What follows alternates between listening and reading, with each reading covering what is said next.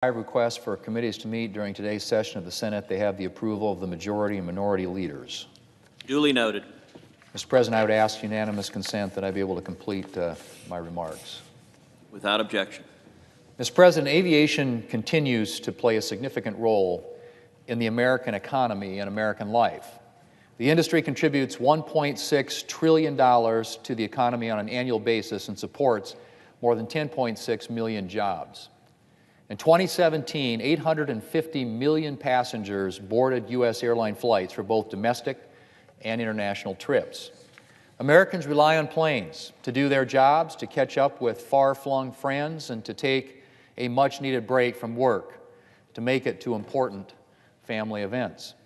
Mr. President, every few years, Congress has to pass legislation to reauthorize the Federal Aviation Administration, the government agency responsible for everything from overseeing the safety of the national airspace to providing grants for critical infrastructure needs at airports.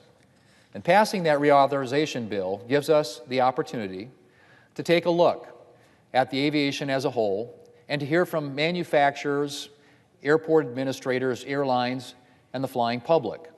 And that's exactly what we did with the reauthorization bill that is before the Senate today. In the lead up to this bill, we spent months conducting research, holding hearings in the Commerce Committee, which I chair, and listening to the aviation community and to airline passengers. And then we took that information and used it to develop legislation that will strengthen aviation, promote economic growth, enhance transportation safety and security, and improve the flying experience for the public. I'm proud of the bill that we have before us today and grateful for the hard work done by members of both parties in the House and Senate.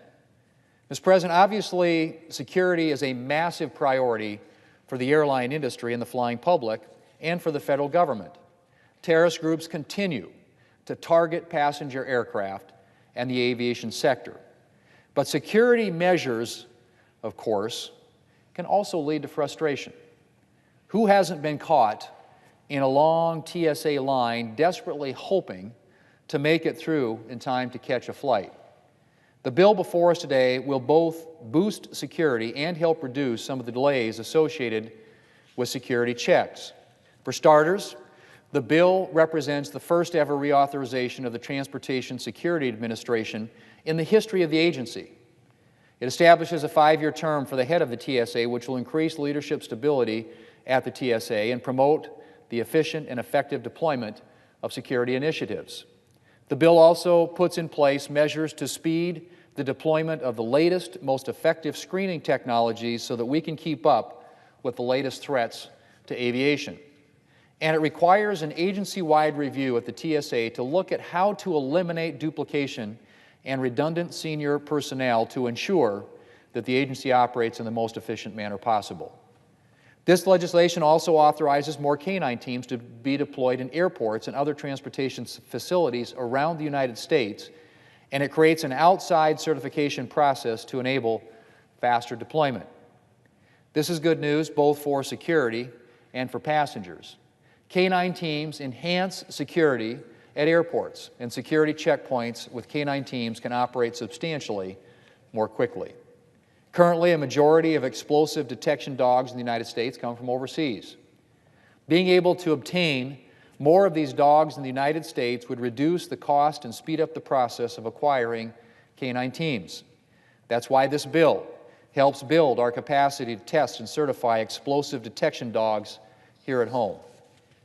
And in another victory for anyone who's ever waited in a long security line, this bill also requires the TSA to post real-time security checkpoint wait times, not just at the airport, but also online. That means you'll be able to check the security wait time while you're still at home, so you'll know if you need to leave for a flight or if you can spend a few more minutes reviewing your packing list. The bill will also make it easier for travelers to sign up for pre-check and to receive expedited screening, something that will speed up checkpoint wait times and enhance public area security for all passengers. And while we're on the subject of making life easier for passengers, this bill contains some common sense reforms that will improve the flying experience.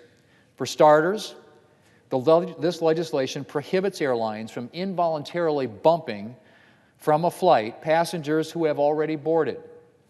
I think we can all agree that once you've boarded a plane, you shouldn't be kicked off until you've arrived at your destination. I also think everyone would agree that when you pay for a service, you should get it.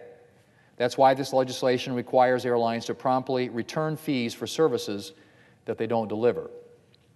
And if you pay for a seat assignment, for example, you should get that seat.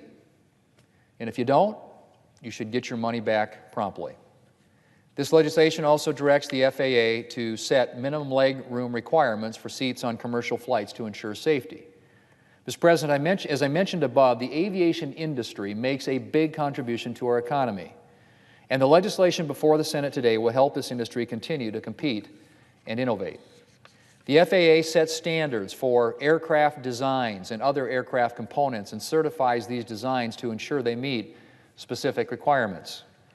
This legislation will take excess bureaucracy out of the certification process so that U.S. air companies can get their products to market on time and successfully compete in the global marketplace. It will also enable U.S. manufacturers to fully use certification authorities that have been delegated to them. The bill before us today also supports the development of the air-based technologies of the future, including the return of supersonic aircraft and the integration of unmanned aircraft systems, more commonly known as drones, into the national airspace. The bill advances development of low-altitude traffic management services, which are essential as drone use becomes more widespread. It also provides more flexibility to the FAA to approve advanced drone operations like extended flights or flights over crowds of people. And it directs the FAA to authorize operators of small drones to carry packages, meaning that sometime in the near future, your Amazon Prime order could arrive via drone. Mr. President, in the wake of serious accidents on our nation's roads or railroads or in the sky, Congress turns to the National Transportation Safety Board to get the facts and to tell us what went wrong. The legislation before us today will strengthen the National Transportation Safety Board's investigation process and make more information available to the public. It will also expand access to assistance for the families of victims of rail and aviation accidents. Mr. President, there's a lot of other good provisions in this bill as well. Everything from infrastructure investment to upgrades and safety requirements. Mostly unrelated to aviation, this bill also includes critically needed disaster response reforms and a down payment to help communities in the Carolinas recover from Hurricane Florence. I'm very proud of the bipartisan bill that we produced and the advancements that it will make for all stakeholders in the aviation industry, from manufacturers to airline workers to passengers. And I want to thank the ranking member, Senator Nelson, and our counterparts on the Transportation Committee and the Homeland Security Committee in the House of Representatives, as well as other Senate committees that contributed to this bipartisan legislation. The members of our committees and their staffs put in a lot of hard work on this bill, and our nation's aviation air transportation system will be safer as a result.